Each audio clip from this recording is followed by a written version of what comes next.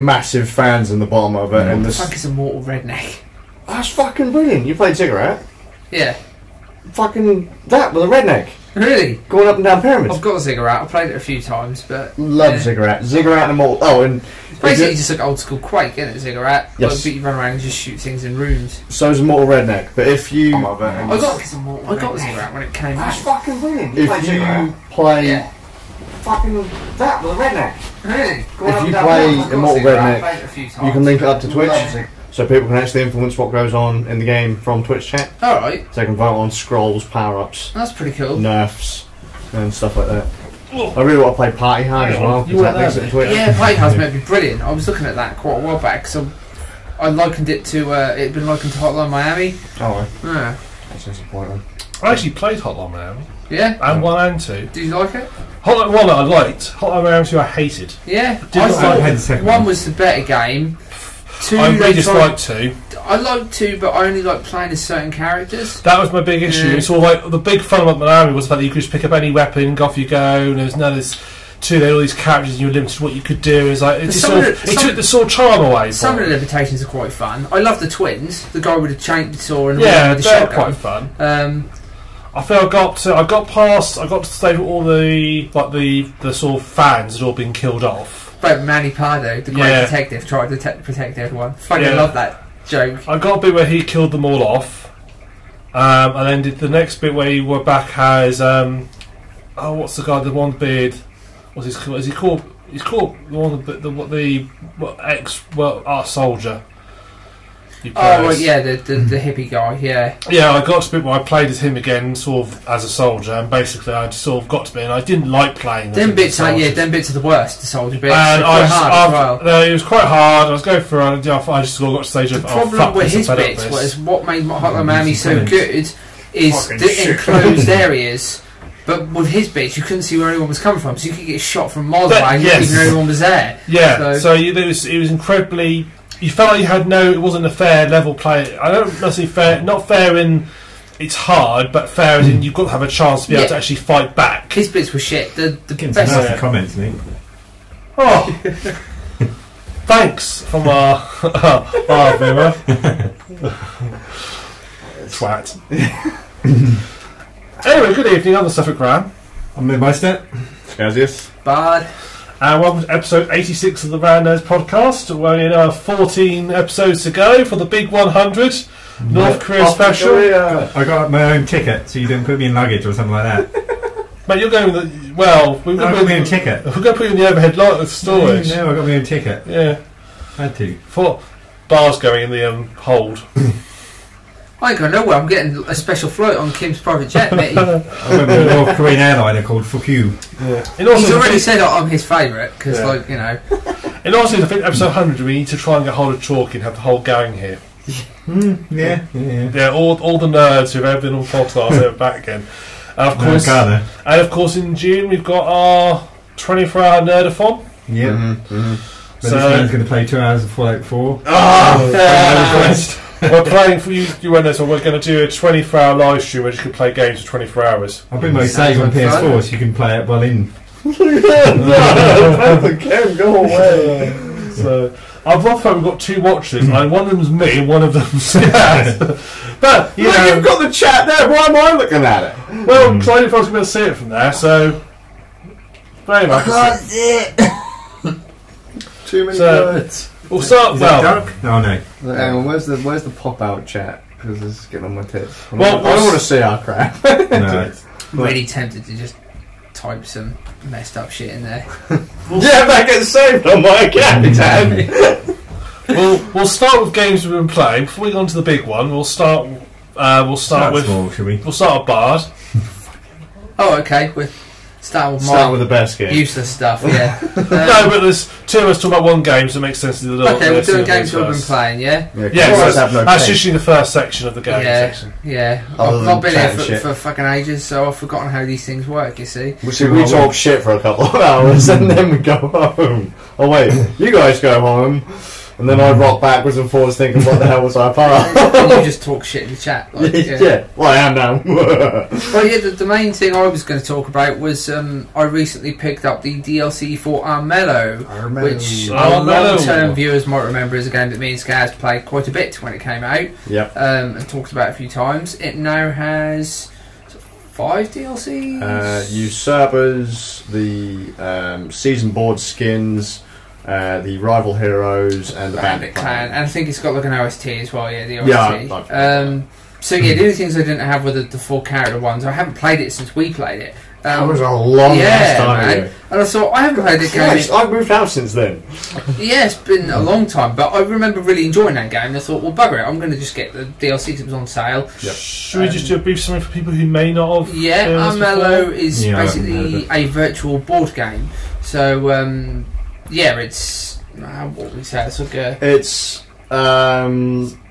Is it anything like a real-time strategy kind of thing? It's imagine someone, you know, when you get those turn-based strategy. when they get games which are like board games, they then sort of replicate into a computer game but make it feel like a board game. Almost like that, but about the board game part. Yeah, they made a board game but made it purely virtual. Although there is like a physical.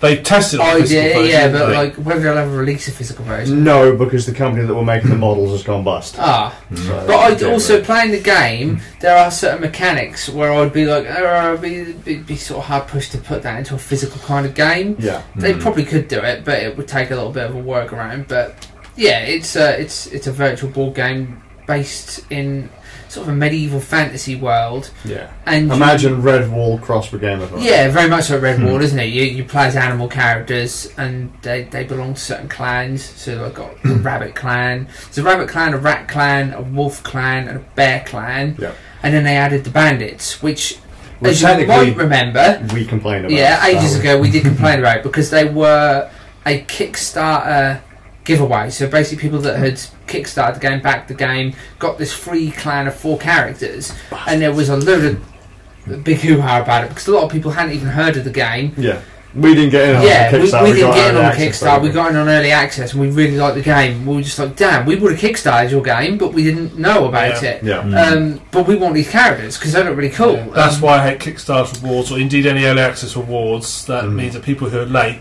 can't benefit. There was a good chat, and I have to admit, I really like the developers. They're called League of Geeks, aren't they? The development team. I have a beef for League of Geeks. Oh, do you? Okay. So the only version that they tend to play on stream is the PC version. You can only play the Steam version. The GOG version doesn't have matchmaker multiplayer in it. It doesn't have any of the DLCs in it because we're a small team and we can't develop that shit. So I was like, well, if you can't develop it, don't release it on the other platforms. Yeah.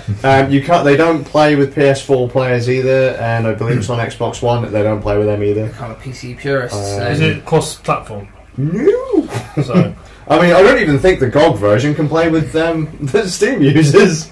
There are no servers. It's baked into Steam's APIs. Yeah. So that's my beef with League of Geeks. If you remember, I own the physical version of the game, and I've got it on GOG. I've got it on Steam. That does sound like a reasonable beef to have, really. Got it on PS4. But other than that, in regards to this, it was quite cool because I remember back in the day reading the forums about it when it first came out, and it was saying like people were kicking off and saying, "We want these characters. This isn't just a cosmetic thing."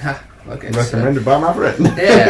This isn't just a cosmetic thing. These characters actually have specific mechanics, and one of the characters I think is really quite OP. So to have him in a game with other players who can't play as him is kind of a bit unfair, really. So there was a bit of chatting on the forums about it, and they were discussing it with. They're quite vocal, aren't they, with fans? So they were discussing what they should do. And a lot of people who kickstarted it were saying, well, we're okay with people having them, you know, it's not a big deal. There were a couple of salty dickheads in there going, oh, we don't think people should have them because we kickstarted it. But most people were like, well, we want to play the game with other people, so why shouldn't everybody be able to play as characters? Yeah, for sure. Let other people enjoy the characters. So they eventually released them. So it's like there's 5 clans, basically. You've got the 4 racial ones and the bandits. The bandits have like a badger, a stoat, I think it is, or like a... I don't remember. Still no sheep? No, there's no sheep, unfortunately, Nick. Nah. I think he's an otter. There's like a badger, an otter, Wolverines? I can't trying to think what the other ones are. Fox and a squirrel. See if I can find a picture. Yeah. Next question: can you play it multiplayer on one PC? No. No.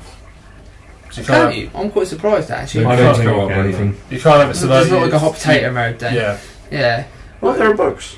Yeah, this. That was one thing I was going to say. You can now get novels in the game that have released. Well, the novels released as part of Kickstarter They as well. promised audiobooks, we never got them. And then they released physical books, I think, but they've now put the books into the game, so you can, well, or 3 of the books. I think they're periodically just releasing them, so you can read them through like the actual game itself. Yeah, there's a dice thing now as well, so you can get that one. See, you can get that. You can buy it in the Steam shop if you want, but it costs 13 quid. Fucking hell!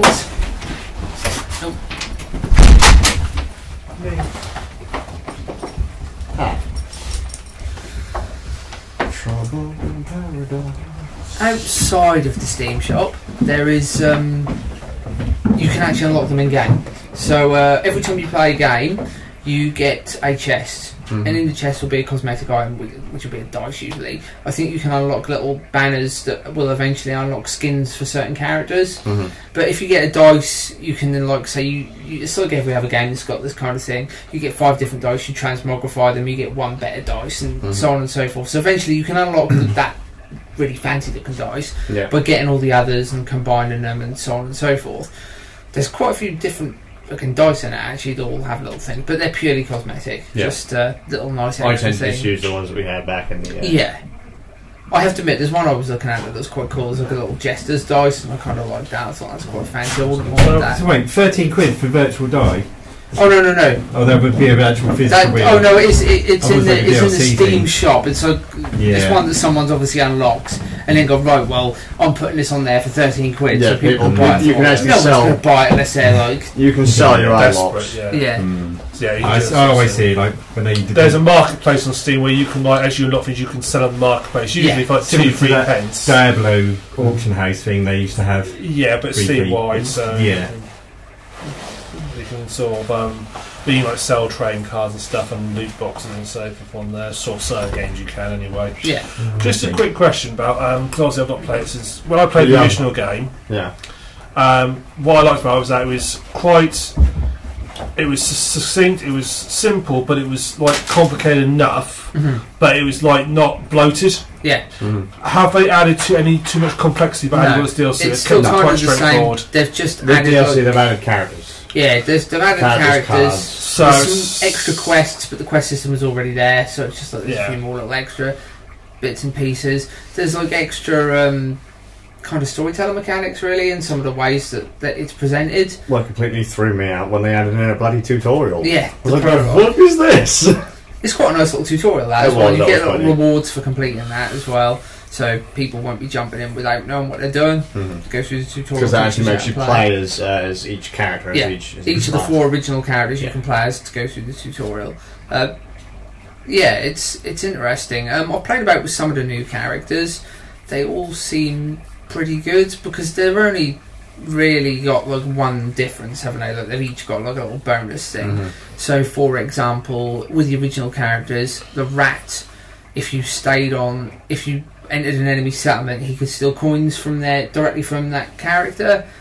The wolf he had extra swords or something. Was it he had a better attack? Yeah, I think I could roll an extra attack dice or something like that. The bear could use spirit to add to her attack, couldn't she? So you could use her magic ability to add to her attack when she was fighting the rot things. Or, yeah, if you were infected with rot, or if the enemies were those big raven things. And then the rabbit, if she goes on to dungeons, remember we hated that rabbit, didn't we? Because the AI would always be the rabbit, and the AI cheats like a motherfucker. So yeah, the rabbit would always go to the dungeons because her special ability is she's got a better chance of getting good things from dungeons. And that bloody AI just used to get all the best items and try and cheat us. I've played a few games against the AI recently, and it's so bloody cheap. Have you played any of the matchmaking? No, I'm going to though, but I just dipped around with the AI for a couple of matches and was just like, yeah, this is... I won one game against it, the others I got trounced. Yeah, they just gang up on you and screw you over, and yeah. Gotta love it. See, I'd be tempted to get. I'd be tempted to get a lot of this stuff. However, that's a lot of money. It is. Oh God, has that all gone up again now? Yeah. I'm glad I grabbed it when I did. It was 17 quid. Just wait for a sale. Yeah. Well, Steam summer sale. Yeah, That's it. Oh, a few months away. Oh, the bundle's still expensive. Yeah. Yeah, it was £17 when I got it, which I still thought was quite pricey because it was just a few, like, for the extra characters. And well, there's quite a few characters. In the game, and it's now giving me you got about 20 odd characters in all, I think. Just under that, isn't there? Really? 16 characters. Yeah, thereabouts. Yeah. is there a lot of boards? Sort of boards to play on then, like a lot of different areas. Basically the board is randomised, isn't it? The board's randomised and made up of different hexagons, so it will always change. So you'll always have different variety on the board. Procedurally generated type. Yeah, every time to a degree. Yeah. I mean, the idea is you have one grid. So imagine like a risk board. Hexagonal grid, isn't it? Yeah, it will always be that area. Right, the place that the tile. Yeah, and there's always the king in the centre. Yeah, and your home bases will always be in the same points, like top, bottom, and then on the sides. You've got but then settlements and mountains will move about. It is very much like if you had the actual board game, how you'd have like a set of tiles that you would lay out the same way. Yeah. It's very much designed to get a feel, so it's not like totally procedure generated where it's all random. And then all the different landmarks do different things. So like mountains take 2 turns to move up, but they give you more defence if you're on them. Settlements, if you claim them, you get like items and stuff. Hide in the forest. Yeah, hide in the forest at night, or certain characters can hide in them all the time, can't they? Yeah, it's pretty neat. Yeah, I think there was 20 actually, because you start off with there were 4 originally, then they added 4 extra. Yeah, well, you might there's 3 sets of 4 in the. I'd play a game like that. Sometimes I get bit burnt out on gaming, and if that happens, I always play something out of my comfort zone. Yeah. So a game similar to that would be what I would play if I was burnt out. This game was really good fun to play on an evening, wasn't it? Me, you and Divine would sit and just have a cup of tea and play a game of Armello. Take your time, can't you? It's not like it's turn-based as well. It waits its turn, so it's nice and chilled out kind of game. So we'd all just get onto Skype or Discord or whatever. It was Skype at the time. Yeah, had a good laugh playing that, didn't we? That was a good laugh. Yeah. Yeah, we played it quite a lot. I still highly rate it. It's a brilliant little game, but I'd like to see more stuff like that. I mean, there are actual board games that have been converted into virtual form, but not all of them. Most of them fall short. Yeah, I mean, we've played Armello for 18 hours. Wow. And it's a tabletop, and that was early access days. Yeah. So we played it quite a bit. Yeah, and it's had a lot added to it since. Yeah, because a game only takes about 20 minutes. Yeah, something like that. I mean, sometimes we'd sit there for an hour. Yeah, because you obviously got a sort of certain amount of time to take your turn, haven't you? Yeah. So we'd sometimes just sit and think about what we were doing, especially when it started to get really competitive. Yeah, we started nattering and trying to figure out who we could screw over. We just basically screwed a rabbit over, didn't we, most of the time? Because I always used to play as the rat, you always used to be the wolf, and Divine used to just take the bear, didn't you? So, where's that fucking rabbit? It's over there, get it! When I was with the drawing, I was like, well, you're going to be the rabbit. I don't want to be the rabbit, but you're going to have to be the rabbit. Because no one wants to play the rabbit. Now you've got loads of characters to choose from, so you can be no the sheep. No. Well, then you can sit there and cry and be the rabbit, and we'll stab you many, many times. There's a rabbit I quite like now, even though his ability isn't that great, but he's like a senile, old kind of noble, like war noble. He's like some sort of like ex-veteran. Senile, so what, 3 years old? And he's got like his special ability is if he ends his turn on a field or on a mountain, any character that comes within an adjacent thing, he shoots his cannon at. But it's any. So a euphemism. It can dick him over a little bit because if the King's Guard step in there, because he'll just shoot them because he's senile, he doesn't care. So, but that ability's not really that good. I just played as him because I thought it'd be kind of funny. Yeah, it's a good time. But yeah, the Rabbit Clan are probably my least favourite. Fucking rabbit. I quite like the rats. I like the original Mercurial. There's another that I quite like, the one that was added to the base game, Sargon. He's like a seer, so his special ability I really like because it's whenever you get to draw cards, he sees what cards he's picking. He's the only character that doesn't draw blind, which I thought was quite a neat little ability. So I quite like playing as him. Yeah, the 4 new ones are interesting. That rabbit is one of them. There's an insane rat baroness, the Baroness Butcher, I think she is. I think the more trickery cards she plays, she gets a bonus. The other 2. I need to play this game more, goddammit. Oh, the bear clan gets some insane witch. Right. Yeah, I think if she plays certain spells, she gets a bonus to them. And the wolf clan, he's really cool. The wolf clan one, he's basically the first wolf guy that you play as. I can't think of his name. Yeah, Thane. He's the guy that Thane beat for the throne and drove off. So he's like a usurper character, and he's insane. He's berserker. And his special ability is he starts with 1 rot, but when he fights you, if he kills you, you die instantly. Because normally it's if he kills you, die instantly. Normally what it would be is if you clash with an enemy player, whoever attacks first, it doesn't matter. Like if they attack you and they get sort of 4 hits and you've got 4 hearts, and they take you out, they still get to do their attack. So it's like, but in his case, he would negate your turn. Yeah, so it's kind of like as if it were a duel. It's gone from simultaneous turns. Yeah. So his is like if he gets in first and he takes you down, that's it. You're gone. You don't get. It's not. You get the chance to then take him and get a double KO. No, he instantly takes you down, which I thought was quite a cool little ability. Yep. Yeah, he's pretty neat. Yeah, it's a cool little game that. Need to get back into it. It's on. I mean, it's literally on everything: PC, PS4, Xbox. It's not on Nintendo Switch. Well, maybe it'll come to the Switch. Yeah, wouldn't surprise me. I'd say got it all sorted out on everything else. Well, presentation's quite good. The king now has a voice, so he talks at the beginning and end of each turn now, which he never used to. Angry asshole. Yeah, because they gave him a voice for the trailers and that, didn't they? Yes. When the usurpers came in. Oh, did they? I think it might be the usurpers trailer. It might be the original one. I think I hadn't played it. That was when I sort of stopped playing it. But yeah, he now talks in game. He's pretty cool. Yeah. Because I remember when we first started playing it, it didn't have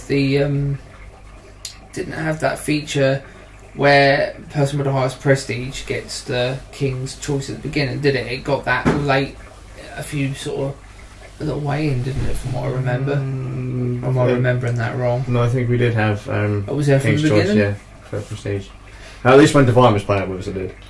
Yeah, maybe it was there all the time. Then I know they've added bits and pieces here and there, but yeah, it's a game that is just. They seem to have sort of give it a lot of attention, don't they? It's quite a passionate little development team. That. I plan to keep on playing it. Yeah, we'll have to play a game soon. Maybe we'll stream the game. Yeah, for sure. Cool.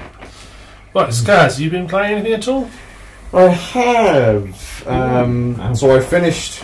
This is 2 weeks on the trot. I know, it's terrifying. Well, that's because I'm streaming every day. So I beat Fantasy Star Universe, and then I moved on to the first game in the Xenoverse series of Dragon Ball games. So I've spoken about Dragon Ball Xenoverse 2 before, which I've played through on Switch and PC, which is, if you've ever played Fantasy Star, imagine Fantasy Star with Dragon Ball characters. Okay. So it's a Dragon Ball fighting game in 3D space, mixed with... It's got like a little home hub thing on Fantasy Star, hasn't it? Yeah, with some loose RPG I wanted to play it when it first came out, but for some reason I just sort of passed it over. You can get it quite cheap. I mean, when we first got it, I was like, this is going to be a bit of a goober game, and I'm going to play it for a couple of minutes and get bored of it. Because I was like, I remember liking Dragon Ball. And it came out on the Nintendo Switch. I recall, Dragon Ball games have always been pretty decent. I remember for sure. Budokai was pretty good, wasn't it? Like the fighting series and the Legacy of Goku, the RPGs were pretty good. Yeah. But and then the ones that we had to import from Japan that weren't that good. Yeah. I probably didn't help that we didn't know what we were doing, but you know. Remember when we played that? We used to have that. The Japanese ROM and a SNES game as well, didn't we? Yeah. And again, we didn't know what the hell we were doing. It's like, I completed a lot of those. I beat most of those, yeah. I remember beating Raditz. I think that's as far as I got. I beat most of those. So I think the first one takes you up to the end of... depending on which one you play, because there's a card-based one and then there's a standard RPG one. Yeah, the card-based one is one I remember. That one ends at the freezer fight, from what I remember. Oh, okay. It doesn't go any further than that. But either way, they were fun little games. Once you learn what the cards do, it was actually quite easy to play. But yeah, the Xenoverse 2 came out on Nintendo Switch, and I was like, I remember liking Dragon Ball, so I'll fucking grab that full fucking price, but whatever. But I didn't get a chance to play it. My eldest son kind of started off me with that. I buy anime games that are just Well, I did that with One Piece. They released what was it? Ultimate World, Unlimited World Red. Yeah, I've got that. I bought it at full price and I played it. I'm like, this game's shit, but it's One Piece. So yeah, so I've got a One Piece game. I'll play that. Yeah, I did the same thing. I've got it on Switch. Plays like ass, but it's awful. It's really bad. Well, because it used to be a 3DS game, wasn't it? So it's upscale. Yeah. But yeah, because my other son took Dragon Ball Xenoverse 2, and so I ended up buying it on PC so I could actually fucking play it, because I'd never get a chance to play it otherwise.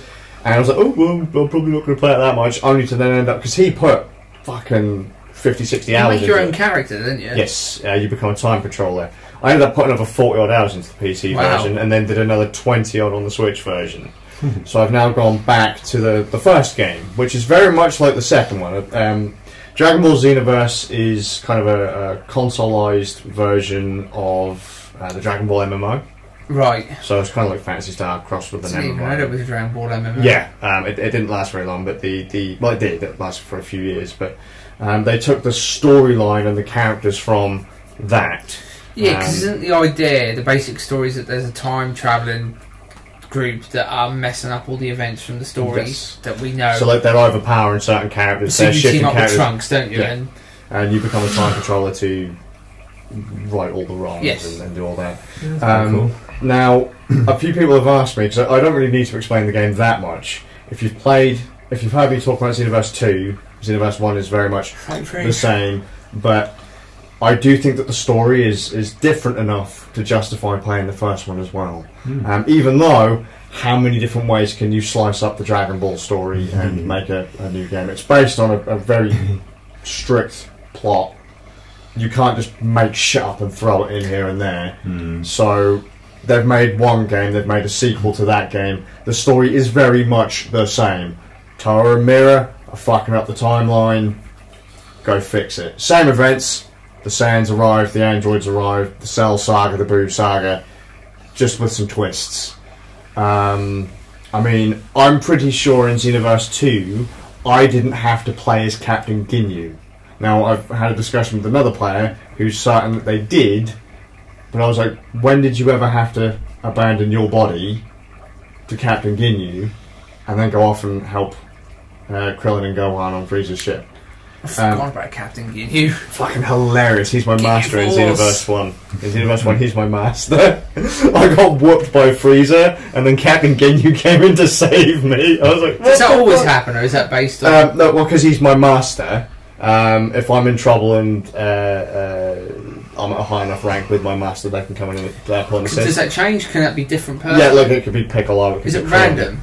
They're entering the battle, yes, but you can actually choose. Fucking Captain Ginyu. Yeah, well, because I was just randomly talking to him in the city, and I didn't really read what he was saying to me, so I was like, "Oh yeah, I'm now your master." I was like, "What?" I don't want Captain Ginyu to train me. Goddamn it! I've already punched you out more times. Yeah, but he'll teach you how to pose like a real man. No one else. Yeah, that's it. You know, that's it. He's gave me a few poses, and that. Well, in fairness, he did save my ass in this Frieza fight, so I couldn't complain because I got fucking curb stomped. I did like the Ginyu Force; thought they were quite cool characters. It was neat, but again, story's different enough. The game is cheap enough. Xenoverse 2 is getting downloadable content based on Dragon Ball Super. So Dragon Ball Super being the new Dragon Ball series that's out as new stuff happens in Super. I haven't sort of seen anything on that yet. I'll neither have I. Start watching that. I've heard good things. It features... Well, Toriyama, it's going to be good, you know, right? Well, you say that, but as soon as they introduced Beerus, God of Destruction, I just wanted to break something's neck. What, the little Egyptian sort of cat guy? Oh, I hated that character so much. He's really popular, though, isn't he? I refused... They made a film, didn't they, with Beerus in it, like a few years back, and as soon as I saw Beerus and some shit happened with Beerus, I was like, I cannot watch this. And so I missed some really key parts of the film. And then it turns out that Dragon Ball Super, the first 2 seasons, are based on the 2 new films. Okay. So like the films, like 2-hour versions of what they end up stretching out to be. So you had to watch it.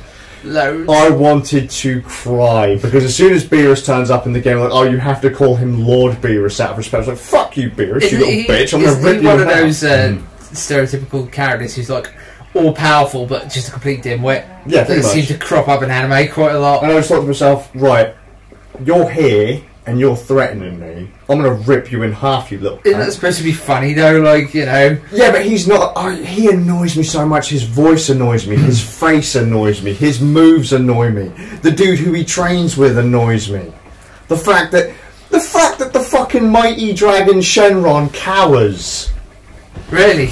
At the sight of Beerus, I was like, oh, Lord Beerus, fuck you! So wreck that little purple shit! Space Hercule, isn't he? Yes, like, wreck that little motherfucker! Why is the voice acting like in that? It's not awful, I just hate Beerus as a character. Yeah, because I remember PS2 era games like Final Fantasy X, the voice acting was... Oh, it's not that kind of horrendous. It's just... The game itself is fine. No, I can't. I was going to do it, but I can't. But just take laughing thing. Oh god. Beerus is such a bitch, such a bitch. But because they've made the character out to be all powerful, every other character. Right? Can I tell you why I hate Beerus God of Destruction? Right. Throughout the entirety of Dragon Ball, it was made out that Frieza was a badass. He went around the universe destroying planets just because he fucking felt like it. Damn. Then in the first film... Shame about his English voice though, wasn't it? He sounded like my old head mistress. Fucking no. Yeah, it was pretty bad. But in the first film, it wasn't Frieza that was in control. Beerus told him to destroy the Saiyans. Frieza bowed down to Beerus because Frieza was terrified. Is this how they're making Frieza a good guy? Because I heard that Frieza was sort of a heel face turn. Yeah, I think he turns to the Z Fighters for a while. It's kind of cool because I always kind of like Frieza. I liked a lot of his powers and his designs. Remember, like, thinking that his original designs were kind of crappy, but then when he turns into what he turns into, the white form. Yeah, that looks pretty cool. And then, like, some of his moves and stuff are quite cool. I remember he used to teleport around a lot, didn't he? Yeah. It was like his main sort of gimmick. He's a bitch. And then Trunks cut him in half. I picked up just randomly throw this in there. I picked up a Toriyama manga not long back, so I had just a gift card thing for a bookstore, and I thought, I don't know what the hell I'll get with this. It just happened to be one of these sort of Toriyama books I'd never seen before. So I'm trying to think what it's called, but it's about a weird little space alien that comes to Earth. It's a comedy book, and he lands on Earth and lands on this island with like the scientist and ends up staying with him for a little bit. Professor Doctor, I can't think of his fucking name now, but he's got a little daughter who's an android. And he's got a flying baby. No, that's not. No? No. It's just about this little spaceman that comes to Earth and then ends up like... I was going to say that there is another series. It's probably like Penguin Island or something like that. Probably later on, and this just the first one, and I picked it up, and it was apparently been out a few years as well. And I was like, I've never seen this before. I thought it was quite good. It was quite a comical little read. That's gonna do my head in there. Yeah. Look it up if it's. Talk amongst yourselves. I can't even think what it's called. Make a sandwich or something. Yeah. Both of us. Go put Toriyama manga stuff in. Spell it. Toriy. The great thing is, people at home can join in on this because they can sit there and they can get their little Google search. They can get there before us. They can join out. Blah blah blah. Like fuck you guys. Nick will add it as a link later on. Yeah, I'll put it in the show notes. Yeah. Put it in the show notes. If you wish to do this search, click here. Yeah, it's not Dr. Slump. I do know of Dr. Slump though. It's links to let me Google that for you. Link. Oh yeah, you did show notes. Okay. Yeah, because he's really influential, isn't he? Like. That's the same thing as that recent fighting game, isn't it? Dragon Ball Fighters. Yeah, I want to get that, and my eldest son wants to play that hardcore, but it's so expensive. So it does look glorious. Like it's pretty much. Apparently, it's basically just like fighting in the anime. It looks exactly the same. Yeah, very impressive. Gorgeous animations in it. Apparently, it's quite easy. It's not any of those. It's probably easy to get on with, but difficult to master. That kind of thing, maybe. Yeah, for sure. Like you can get in there and do some. There it is, Jacko, the Galactic Patrolman. Oh, okay, cool. Yeah, it's a neat little read. It's just something I picked up on the fly. Oh yeah, he's in Xenoverse. Yeah, that was what I was going to say. I thought he was tied into Dragon Ball somewhere. So's Dr. Slump. Oh, okay. They put Dr. Slump in, is it? Yeah. That's pretty cool. Because he. So that was one of the first series that was out on TV, wasn't Dr. Slump? Yeah. And then in Dragon Ball, the original Dragon Ball, Goku actually goes to his village to get the Dragon Radar fixed. I like those sort of crossovers because I remember Toriyama did that crossover with Oda, didn't he, for One Piece? Yes. Because Toriyama was his... Toriko was there. Yeah, the Toriko one as well. But Toriyama, I think that was cool, because it just made me think... Toriyama was his biggest influence as an artist. Imagine like being able to work with your biggest influence as an artist. Like, badass. Yeah, it's not on PS2, PS4 then. Is that just PC, Steam? That sort of thing? What? Xenoverse? Yeah. Oh, no, it's on console as well. Xenoverse 1 and 2 are on Xbox and PS4 and PC. Xenoverse 2 is only on Switch. However, there is a DLC pack available to get all of the content for Xenoverse 1 in Xenoverse 2. Yeah, I see, yeah. So, that was pretty neat. And obviously Dragon Ball Fighter Z or Fighters or what the fuck ever it is is on everything. That looks interesting because except Switch. I was looking at that. It's a 2D That's becoming a catchphrase of the podcast. 2D style fighter. Yes. And it looks to be really hyper competitive, which takes me back to my old beat 'em up days, which made me think I really want to play that. That looks quite cool. I want to get it. I have a few friends that want to get it. Just at the moment, we're desperately waiting for it to come down in price. Yeah. I think I could probably get it for about 35 at the moment. I wouldn't mind playing that online, to be honest. Yeah, for sure. You can get a lot of Neo Geo fighters now on PS4, like loads and loads. Like Gara, Mark of the Wolves, Fatal Fury. King of the Fighters. Well, that's what got me back into fighting games. The Switch has a shite ton of the old Neo Geo fighting games. I was like, oh, I haven't played these in a while. I was like, and then when I found Gara, I was like, shit, I played this before. I don't fucking remember. Like, I didn't remember any of it. I didn't even remember that. And you mentioned that you'd spoken about it in another podcast. Yeah. I was like, not that. So recently went through it. That's my son's favourite fighting game. By the way. Yeah, nice. Got good taste. Garo and King of Fighters 98 have always been my favourite fighting games. I bought Metal Slug. I know it's not a fighter. Oh, brilliant! Love Metal Slug. Metal Slug 2 might just be my favourite game of all time. I'm not sure. It's up there. Isn't X better though? Because no, everybody says that. I prefer 2. Yeah, the 2's got better aesthetic choices, I think. Right. I'm also a fan of Metal Slug 4 though. Metal Slug 1 you can't. I'm kind of biased because Metal Slug 2 was the first one I played, and they used to have it in our local arcade, and I spent shitloads of money on that machine. Yeah, you used to be on the Claremont, didn't you? Yeah. It was $2.99 as well for the whole lot. Oh, brilliant! That's a good deal. Yeah. Ace games, they are. On their Easter sale, that was. Good deal. Good deal. Yeah. Good times. Cool. Yeah, they are wicked games in Metal Slug SNK games, man. Amazing. That console would have been awesome if it weren't for the insane prices. Yeah. But then at the end of the day, though, it was arcade hardware. So, it was arcade. Yeah, it was arcade hardware. Yeah. Well, like same to Dreamcast, really, wasn't it? That was the same thing, wasn't it? Yeah, because it was the Naomi, wasn't it? Damn, I love that console. God damn it. They took my favourite consoles as well. The huge year of the Dreamcast. Can I throw out there, the Dreamcast version of Gara and Mark of the Wolves was the worst one. Really? I've not played the Dreamcast version. Awful. What's so bad about it? Bad conversion, probably just lazy, shovelware or something. I think they might have said the audio was out. Okay. But I haven't played the Dreamcast. Because I remember if you played games on the Dreamcast that also come out on PlayStation, they were arcade perfect on Dreamcast, most of them weren't they? Like JoJo was arcade perfect. Yeah. Much better than didn't JoJo run on a Naomi? No, it was CP. It was Naomi.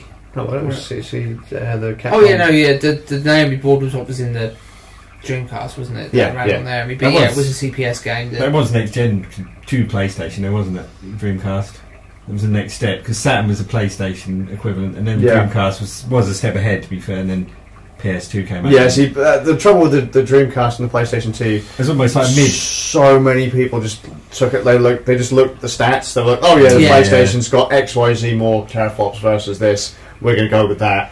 But it didn't really mean anything in the grand scheme because the Dreamcast had some really fucking badass things. I always found that, because I'd come from a background of playing PC and console games, the Dreamcast being a predominantly arcade machine made me want it. Because well, I've got a PC, I can play all the games I like for PC on PC. Yeah. Then the Dreamcast has given me the arcade games, which I want to play on console. I have thought about buying that as a retro console, just set it up. It's worth it. It's just difficult having only an HD TV and everything, you know, or 4K now. There's ways normally around that. You can get like converters and things. I have thought about doing that because there are games like Skazz of Arcadia. I know that's on GameCube and everything, but Dreamcast supports VGA. A lot of HD TVs. Yeah, there might be a way to. Yeah, I think my one does actually have support for that. So VGA and S-Video should be options on the. And you should end up with a D-sub connector that you can plug into your telly that will have S-Video or something like that on it. Yeah. So I wouldn't worry too much about that, and because it's going to be rendering at about, I think was the Dreamcast 480p or something like that. Something like that, most TVs should be able to handle it. That's when you get to lower resolution from 480 where TVs tend to have a bit of trouble. Yeah. TVs have trouble. Yeah. Thankfully none of mine do. Because the PS2's big issue for me was, as much as I enjoyed the PS2, it's got a myriad of brilliant games. It was kind of bringing in that period where PCs and consoles were crossing over in grey territory, which I didn't like. It was much better when they were separate because they had they did different things better than each other. PS2 is when we started to get games that were going for the more realistic look. Yeah, brown more grey, realistic style, and it's just like that had issues. Yeah, but we were talking about that last podcast, weren't we? The old brown and grey games. You know, we had good titles either way, but just. There was a bit too much of that, wasn't there, in that period of time, really? Well, because they were trying to, like, look how realistic we can make games. These are, like, lifelike, so no, they're not. They're fucking awful. And the ones that they tried to make look hyper-realistic were the ones that aged the worst. Except for certain ones, like Onimusha, using, like, real actors and stuff. That still looks quite good when you go back and play it. Actually, if you look at the trailer for Silent Hill 2... Oh, yeah, it still looks amazing, doesn't it? You could still believe that, apart from the in-game stuff, but the actual cutscenes, you could believe that coming out tomorrow. The in-game stuff still looks quite good. You know, it's still pretty good. I'd argue that the best-looking PS1 game is Castlevania Symphony of the Night. Yes. Yeah, brilliant game. Yeah, that was a masterpiece, that game. Yeah. But then the artwork in Legend of Mana was pretty nice too. I'd say that looks even nicer. Definitely have to give that one a go. It's fantastic. Let's have a look at that. If you ever get seriously, mate, you have to. It's a beautiful game. It's not like a moving oil painting, isn't it? It's not likely to be available in this country on any of the digital stores. So if I can find my disc, I will make a copy of it for you to try on a computer or something like that, or we'll set up a Raspberry Pi or whatever, just so you can play it, because you have to fucking play that game. Good game. Fair enough then, So PlayStation 1 had some really nice looking games. It's 2D games anyway. Most of the 3D PlayStation games are almost unplayable now. I don't know, even then, like, some of them were okay. Some of them, like Metal Gear Solid still looks okay. Yeah, I mean, the first Tomb Raider still looks quite nice in comparison to, like, the third person games that came out. I don't know, I think it still too much push for new stuff back in them days. I mean, because back in the day, those were amazing games, but... Yeah. That was the era where they would experiment and everything, weren't they? And that's why games were good, wasn't it? Because they had to push the boundaries and try different things. Well, because they'd never done it before. Yeah. No, it was all new stuff they were trying. That whole era wasn't the PS1 era. It was just trying to figure out. Yeah. And by the end of it, there were some very good looking titles like Gran Turismo 2 and so on. To me, late 90s gaming is still the golden era of gaming. Really is, like, the high point. PC and console both had fantastic late 90s, games. early 2000s, I would extend to the early, so you took to about 2003, 2004. Last year was pretty stellar, no? Actually, I remember a while back, we did a whole podcast on that era, didn't we? There's a 3.5 hour podcast where we beat our top 5 games, was it? From those eras, yeah. I have to think about doing a redux of that. Yeah, definitely. Definitely we can handle it again. It was quite a strong. It was a long one, wasn't it? It was a long one, yeah. Just fold it into a 24-hour one or something. Yeah. Well, we should probably do that. We should probably do another 24-hour live streams where we play some of our favourite games. Yeah, I'm up for that. I said about that. We're going to do a 24-hour live stream to basically the idea was going to pick some games and people could vote which game we're going to play. We could always put like some 90s classics in there and pick which one we're going to play. Oh, definitely. I think we should do a series of like long-ass live streams. So we'll have like one for our favourite console game. So I'll bust out like the PS2 or whatever, so you guys can play like Time Splitters and stuff like that. I'm sorry, good old Time Splitters. I was thinking of getting a Super NT. I thought it might be quite fun to bring that and stick some SNES games in. Yeah, sure. I've still got plenty of Super Nintendo games. I've got fucking loads of stuff. Yeah, I've got tons in the world. So I just thought that might be quite fun to do something like that because you can stream Super NT because it's got HDMI. Yeah, I've got all the gear even to do a regular Super Nintendo. Yeah, so you're perfectly set up. I've got all that stuff. Do you have a favourite SNES game? Super Mario World. It's my favourite game ever, even to this day. I know people have it, but that is I think it's a good little game. I don't know if it plays a part in it, but for me that was just amazing. I used to love Mario World, but I can't go back and play it that much these days. I think if you played a lot more traditional platformers, it feels very floaty. But because I've always played it and always gone back to it almost every year, it's still stuck with me how to play it. I don't know when it dropped off for me, but so I used to play that a hell of a lot. I mean, I can still play it and still really enjoy it, but I think it's just like when you play a game so much and you get the first half an hour of it just kind of ingrained in your mind to the point you can just close your eyes and play the game by feel. Yeah. I'm like that with Mario World, and it's just like I don't really know if I can get myself past where it feels new Maybe again. some of the magic and stuff is gone because it's now just pure mechanics. It's one of the things, if you play it too much, it's worse. You need to actually stop and actually have a break for like a couple of years. I think that's because the problem with me, even with my bust up memory, like there are some games that I just cannot get out of my head. Yeah, the entire start of Final Fantasy VII, I know word for word. The entire start of Mario World, I can still remember my button presses by the frame. So I can still speedrun the entire first world and most of the second, no problem. It's fucking annoying, so I want to go back and play these games, but I can't bring myself to play those first segments. The science behind it, what you need to do is you need to think about that bit and then drink lots of hard alcohol. Why do you think about that bit? And I think if you think about it when you drink it, that'll delete that memory. I think that's how it works. Well, if not, I can just take a screwdriver to the side of my head. That might help me forget. Again, if you're thinking about it at the time, I think it deletes it. It's not having if you're yourself, you'd just be playing it forever in your head. I think it's the equivalent of like when you have a file selected, isn't it? And if you click delete, then that's when that file will go. So you have to sort of select it in your head before you delete it. I'm trying. Or just don't bother playing. I think that's how it works. I'm not a neuroscientist. Don't take our advice for trying to forget segments of games. You will end up you will likely end up dead. We'll put something on the bottom of the screen to say you end up as a vegetable, and that's how we're all here. Yes. Right. Oh god. So to what? I think into what two of us have been playing anyway. Yeah. One more than another. Who's the one more? He is. Oh. He works part time or full time. Yeah. No excuses. So came out on Wednesday. Tuesday. That's it. Yeah, Tuesday. I think I can guess what this is going to be. Yeah, Far Cry 5. Indeed.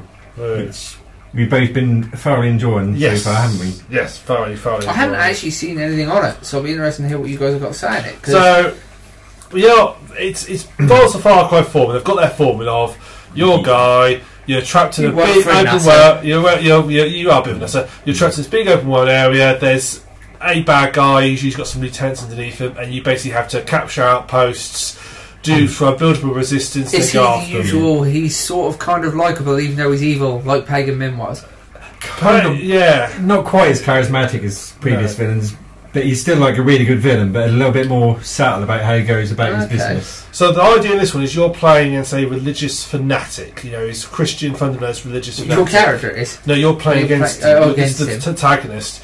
He is a fake Bible basher, America, because it's Sam Montana. Yeah, like was sort of gospel preacher, like yes, it is. And he's got and he's basically a proper sword bomb, and basically he I'll beat the devil out of you, that kind of thing. Yes, bring you up on stage and crack you in the head. And there goes the devil. It's a real brilliant opening. You start in a helicopter, and basically he's been building his followers called Eden's Gate, his group, and he's basically built up his followers. And eventually people say we need to arrest this guy, so you go in as a deputy with the sheriff and there's another deputy and a US Marshal, and you go in to arrest him. The whole opening is basically you guys landing in his compound. You have to walk through and arrest this guy. That's so tense because you're just around all these people with armed and guns and stuff, and you're just going in as law enforcement to arrest this guy. It's all lit and everything as well. Yeah, it's real sort of test for about 5-10 minutes. Who thought that was a good idea? Well, it works. They managed to do it. They do arrest him.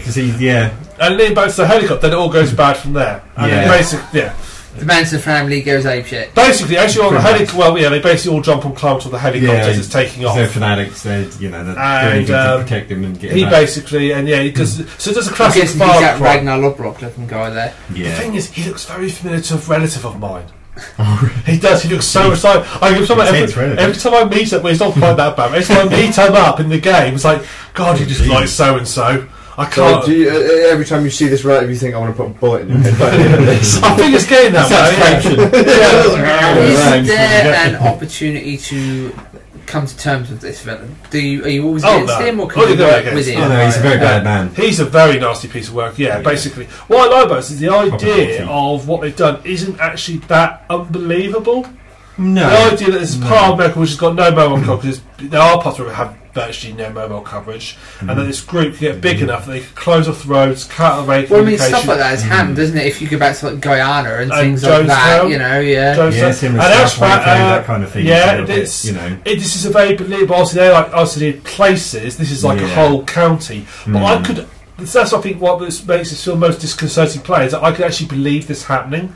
Whereas the previous games, although one was a dictator, which I was just in the world because it's a bit more disconnected, doesn't feel quite real. But this one feels like I could imagine this happening in somewhere like the States. I can really believe it's almost like the Colts are just taken to the next level kind of thing. Just taking a lot more bigger scale. Turn that motherfucker to 11. So basically, but.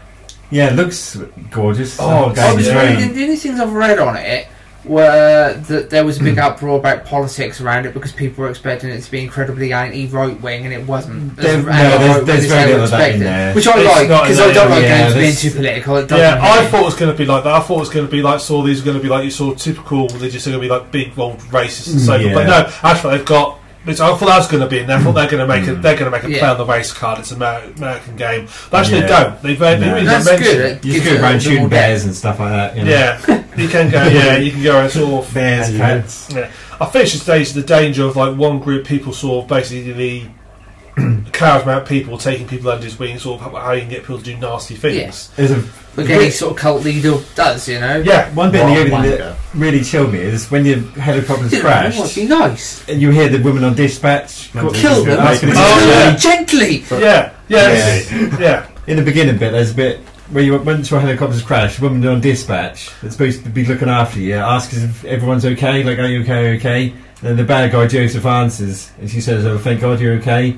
And this is a woman that's meant to have your back. So stuff like that. Praise your father. And he basically says, it's all fine, you don't need to call on the military. Because basically they say, look, if you don't hear from us in 15 minutes, call on everybody because this has gone wrong. Yeah, but she says everything's hunky-dory and fine, which is why they don't send in way more people. Because they think everything's fine. Well, it's typically, it works the same way most fuckers work. So you start off being chased, you meet the bad guy in the first 5 minutes, you then get chased off, and then you basically have to start forming your resistance. They've got rid of a bit so you don't have to which would make sense. So skinning the animals to craft things, that's gone. Yeah, but you can still skin things, but you sell them to hunters and so forth. And but everything's done through upgrade. So as you get kill the beast American, it takes 3 hours to skin the fastest. Boy, I've got boots, jacket, trousers, all from one. They've got rid of the XP system, so now you simply as you complete rolling physics. As you complete challenges and stuff, you get perks, which is like your skill points effectively. You get them by completing challenges and so forth, rather than actually earning XP. Yeah, they've got rid of the radio towers. You have to go out and explore. Yeah, she says at the start, "Don't worry, I won't make you climb radio towers all across the county." Yeah, she says at the start, "This is the only way you've got to do." Yeah. Which just shows I like radio towers. I want to get up the top there and just jump off them with a wingsuit and fly around. Yeah, I didn't mind that, but I'm glad they got rid of it. One thing I really like about it is there's no mini-map. You just explore and find stuff, so you actually don't miss it. I always used to look at mini-maps when I played games like The Witcher and stuff. You can still harvest plant stuff, but that's not really a big thing anymore. You harvest a lot of plants. They took a lot of the harvesting stuff and sort of focused more. The gunplay is still really good though. Yeah, the gunplay. Crafting in games is always on a fine line, isn't it? Because you can go too far into it where it just becomes so complex that no one's ever going to bother. Or it can be so lackluster that there's far closer crafting was weird. It's like, okay, to get a slightly bigger wall, I need to kill skin 3 goats. To get the next size wall for that, I need to kill 6 pigs. To get the top one, I have to kill this specific named shark. With a specific name, I have to kill that specific one, and then I can have my big wallet. I must admit, I was really glad that they'd got rid of that aspect. Yeah, of the game. they kept nerves. That did. Yeah, it was time for it to go. It was fun while it was in there, but it was time for it to go. Yeah, much more streamlined now. Less distracting. You can just get on with what you want to do rather than having to hunt a honey badger for 3 hours. Yeah. The hunts. Yeah. Yeah. I done this thing. Yeah, well. So you've still got basically the map's split into 5 areas technically, because there's the starting area where what his name is he Duke or Juice or something like that. I think it's something along those lines. And he basically the guy who rescues you, and you start by, and that's like the tutorial island. Yeah. Then it moves to 3 massive massive areas after that, which are like controlled by lieutenants. Yeah, you got Jacob at the top, haven't you? And then John at the bottom, and there's a guy called Faith. Yeah. And what you have to do is you basically have to confront the lieutenant. You have to basically start taking over buildings and stuff, and that's where you capture your outpost. Outposts still in it. It's still great fun. You have to rescue hostages. Basically, building up resistance points. Yeah. One of my favourite things to do in the whole game is those what are they called? Prepper areas. Yeah. Where you get. Because you get loads of perk points, cash, guns, and then little mini puzzles. Have you done the Haunted House one yet? Not yet, no. That is brilliant. The Haunted House is so much fun. So, the previous game had stashes, which you like collectibles and so forth we had to get, but there were like lots of them. What they've done now is they've gone, okay, we'll have 4 of them, but they're a lot more. They're almost like a mini mission in themselves. So they've made it a little bit more in depth. Almost like mini puzzles, aren't they? The way they've designed them. So there's one which is in a locked. He's got like an old. I don't know what it is, like a hut, like on the end of a bridge, but it's like over a river, but it's really high up. Yeah. And he's locked the door from the inside, you can't get to it. But if you walk around to the other side of the river, you can get to a vantage point where you can actually see through and see the lock and you have to shoot it, don't you? That's pretty good. And then you can go back around and get to it. It does actually tell you that if you look around, there's actually a note which tells you what to do. Yeah, if you pay attention to them, but you could figure out quite quickly for yourself. Yeah. That's nice. There's a little puzzles tied to which works quite well. Yeah. And things like that in the Haunted House one, which is really good fun, and you'll enjoy that one. You've still got your followers and so forth, so you can recruit. You can recruit most civilians are like fire civilians. You can rescue and recruit. They'll just pick up a gun. They'll fight for you. There are named ones as well. There's what they call guns for hire and fangs for hire, which are like animals. So I've got Boomer the dog. Yeah, that's all. That's the only animal I've got so far. He's really good. There's a cougar later on, isn't there? There's a bear. Called Cheeseburger. Cheeseburger bear. Either, but he's really good. But Fang's quite good. What he does is he's still got where you tag enemies by looking. You can scan through and tag them. But Fang will tag anything nearby. Yeah, that's handy. So when he's with you, and also what's quite nice is if you're stealthing, basically enemies will ignore him. Yeah. So you don't have this issue where you've got another character with you, they'll basically break your stealth and ruin it for you.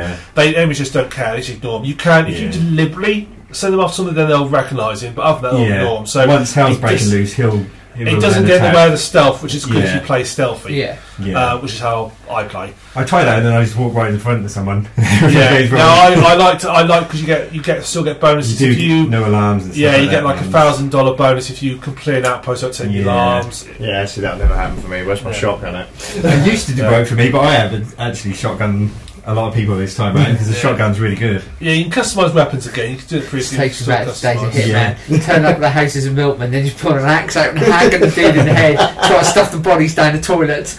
Good times. Yeah, good off fun.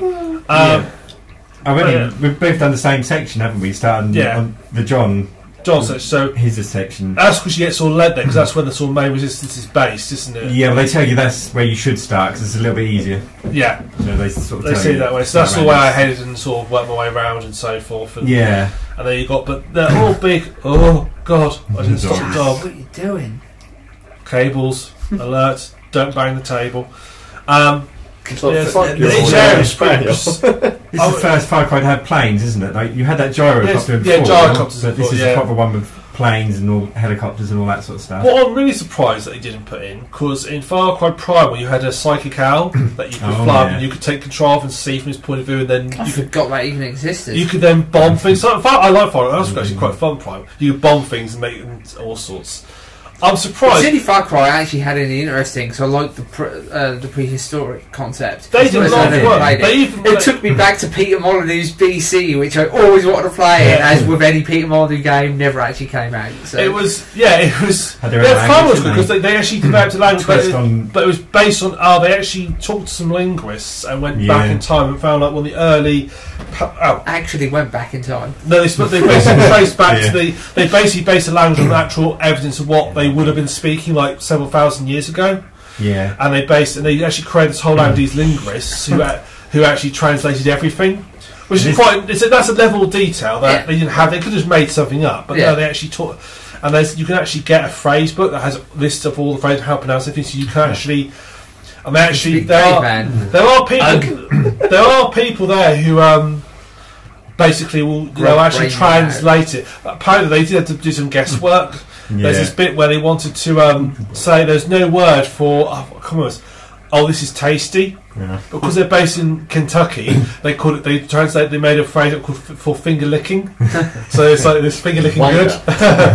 But yeah, you've got planes in it, you've got usual section of vehicles and so forth in it. You can still do that. Trucks, vans. Still got auto drive on it. Still got things where you have random vehicles spawn and you can take them out and they'll like get you bonuses. I did try auto drive and the woman I had driving was fine, and she just veered off and went straight to a tree. Yeah, but it happens sometimes. I think that's the emphasis. If you drive by yourself, you can just put auto drive on it. But if it's driving, just drive straight to a tree. Strobe light went off. Well, it's also quite neat. They put in this one is that you have rather than having where you earned sort of resistance. You earn what they call resistance points. So as you complete missions, you gain these resistance points. But each area has certain levels tied to it. So as you get better resistance, the other side will step up their game as well.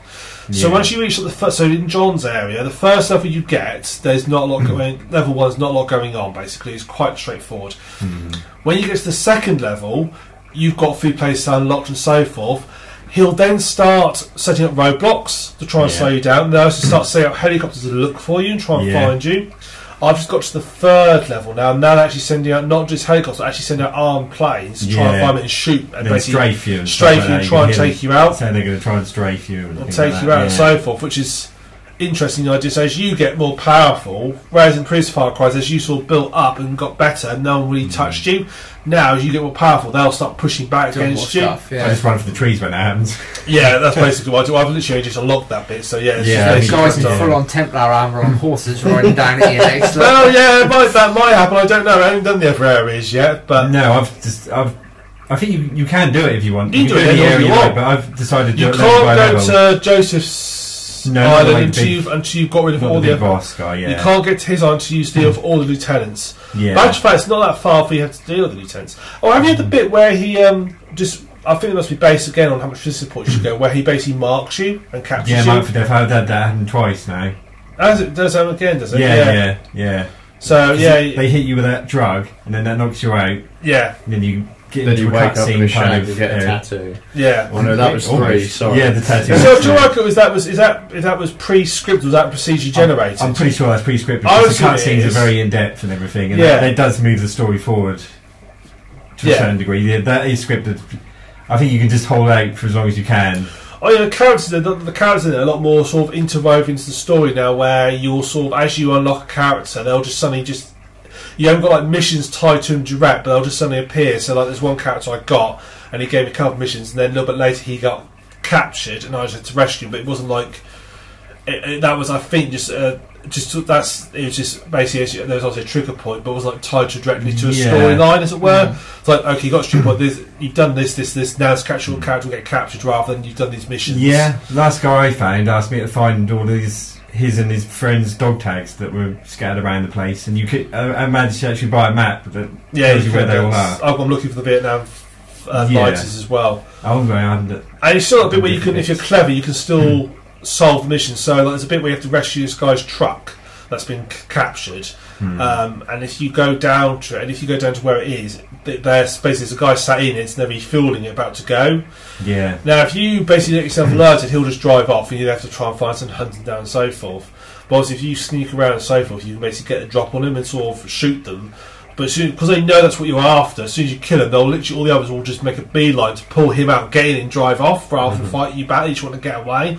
So to sort of be right position, you can just take him out one after the other, and then make a beeline yourself for the truck to get it if anyone else gets it, which is quite nice, because it has that little bit. It's still got a bit of openness to how you complete the missions and so forth. I also quite like that there's lots to do, but you don't feel overwhelmed like you did in sometimes in previous Far Cry things with just so much on the map. Yeah, the map itself is stunning as well. It looks really cool, and that 3D thing, you can zoom in and you get the size of the mountains around the side, and you can kind of see everything really detailed. I hate a dodgy map that's almost abstract, but that's a really good one. It's 3D, but it works. So my big hate, Skyrim's a good example of a bad 3D map. That was a bit tricky, wasn't it? It was no good as a map. Nice, but it looked beautiful, no good as a map. But the air map actually works. You can actually use it as a map. You can see. I expect hand-drawn maps in the box. I'm not buying a game. Classic Ultima style. Map of the world on a cloth in the box. I like that with GTA, the maps that came with those. Yeah, they were always pretty cool. That's a very good map. We've only both done this one region so far, and that's pretty large. That one region is pretty expansive. I mean, I think most Far Cry games last about 40 to 50 hours. Yeah. And so far, I've been in my region. I've been playing for 8 hours, and I'm even quarter of the way through one region. I've done 15, and I'm still only in that. I haven't done the boss, that first boss yet. Still. It tells you how many missions there's 52 missions in that region alone, like main missions in that region alone. 52. Yeah, that's pretty going. There's sometimes with that I'm like, I can't be bothered, but I really get drawn back into that game a lot. It's really bringing me in a lot. I'm really enjoying it so far.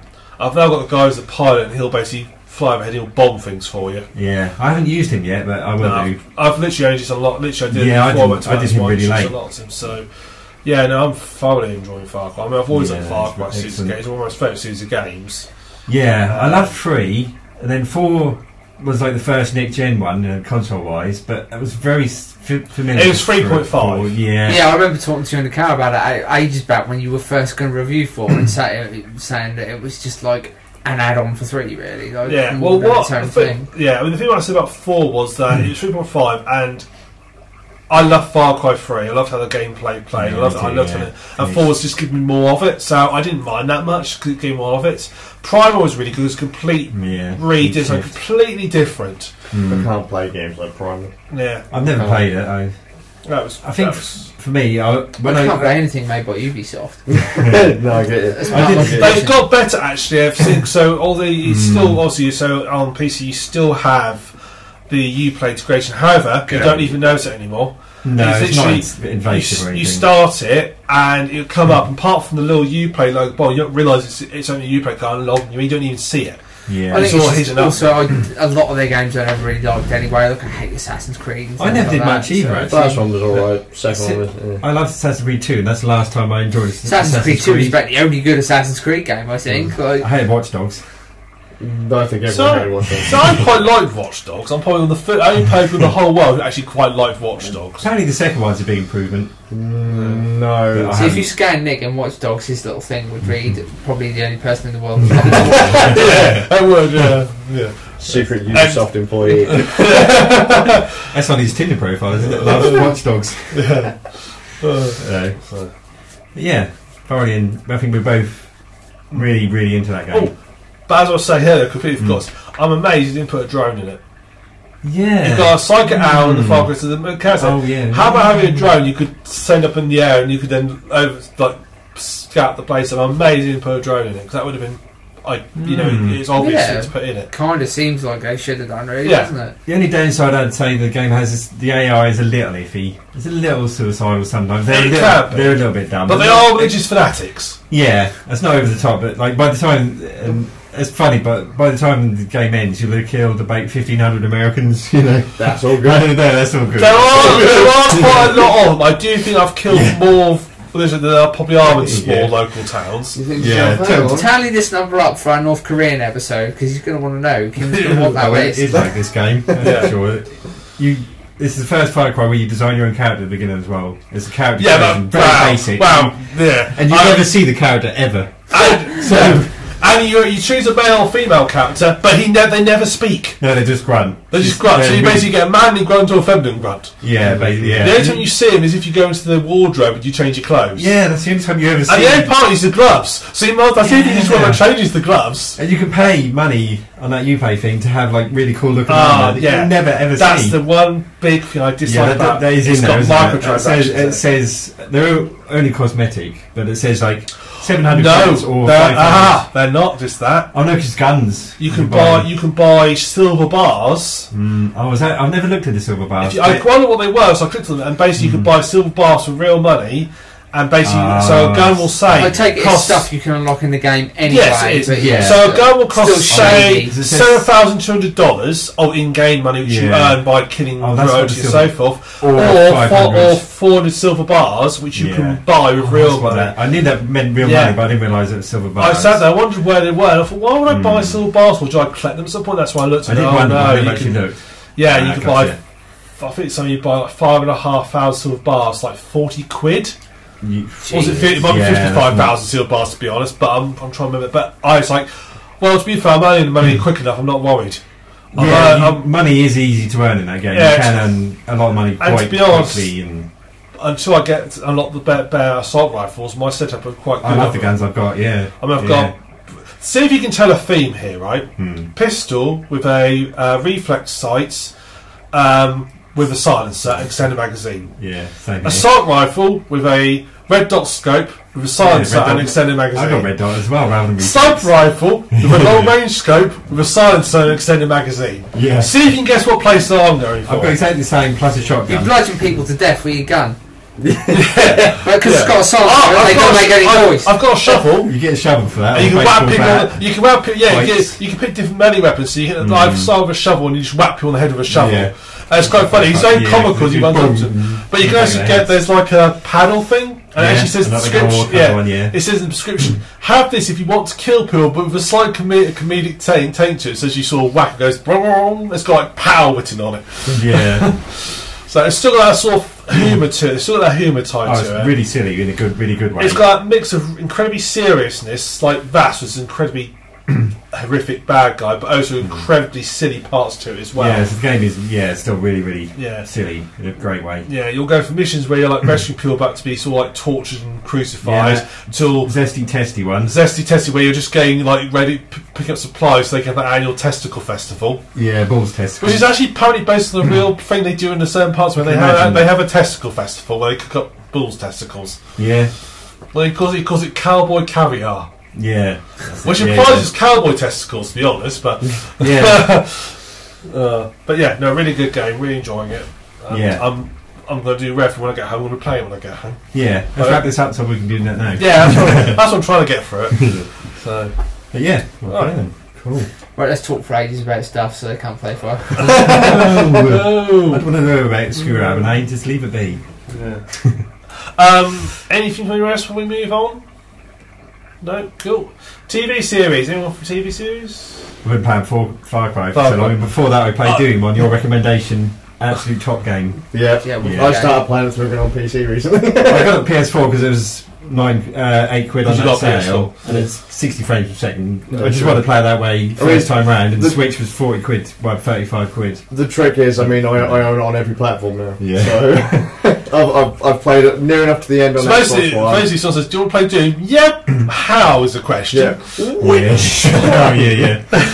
Because I'd not really spent much time on the PC version of Doom, and so just the other night I was like, fuck it, I'm going to go. I like in my head, I think you're like those chess grandmasters where they have like 6 games of the same. There we go. I want to think you've got like 6 versions of Doom, all one at still take. You're just switching between the controllers. You know what's really bad? I've live streamed the Xbox One version. I've live streamed the Switch version. The only one I've ever gotten lost in was the PC version. Right? Are they the same? Yeah, it's exactly the same. And I was like, fucking just learned it because one of my mates came into the chat and was like, oh yeah man, I always get lost. I was like, fucking scrub, learned to use the map, and like 10 minutes later I get lost. It's like, map, bro. I was like, fuck you, man. PS4 Pro, PS4, 78 gigabytes that takes up. Yeah, it's massive, isn't it? Huge. And there's not like tons of dialogue and stuff like that, but within 5 minutes you got a shotgun shooting demons in the face, and if you want 30 minutes of just fun, that's absolutely perfect. It moves so fast, it's so much fun. Running around wrecking people in the face. I've never died so many times either. Fucking, it's absolutely brilliant. That's what Doom would have been today. That's like proper new Doom. That's what it should be. I've died and gotten lost more in the PC version than in any other version, and I don't understand how, because I aim better in the PC version.